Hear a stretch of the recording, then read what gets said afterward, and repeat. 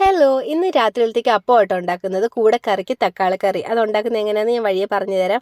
ആദ്യം കുറച്ച് അപ്പം ഞാൻ ഉണ്ടാക്കിയിട്ടാ. നിലമോൾ ഇന്നത്തെ ദിവസം ഒരു ആഹാരം പോലും കഴിക്കാഞ്ഞതുകൊണ്ട് ഞാൻ അപ്പം ഉണ്ടാക്കി ആദ്യം തന്നെ അവൾക്ക് കൊടുത്തു. അവൾക്ക് കുറച്ചെങ്കിലും ഇഷ്ടമുള്ളത് അപ്പം ആട്ടോ. അതിൻ്റെ 4 സൈഡും മൊരിഞ്ഞ് വരുന്ന ഭാഗമില്ലേ, അതാണ് പുള്ളിക്കാരത്തിക്ക് ഏറ്റവും കൂടുതൽ ഇഷ്ടം. എന്നാലും പോട്ടെ, അതെങ്കിലും കഴിക്കട്ടെ എന്ന് വിചാരിച്ചിട്ട് അതും കൊണ്ട് കൊടുത്തു കേട്ടോ. എന്നിട്ടാണ് കറിക്കുള്ള പരിപാടികളെല്ലാം ചെയ്തത്.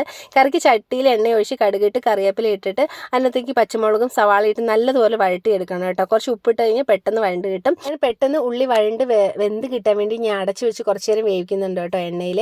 എന്നിട്ട് വഴണ്ട് സെറ്റായി വരുമ്പോഴത്തേക്ക് അതിനകത്ത് മസാലയ്ക്ക് ആവശ്യമായിട്ട് മുളക് പൊടിയും മഞ്ഞപ്പൊടിയും മാത്രമേ ചേർക്കുന്നുള്ളൂ, വേറെ ഒരു മസാലകളും ചേർക്കുന്നില്ല കേട്ടോ.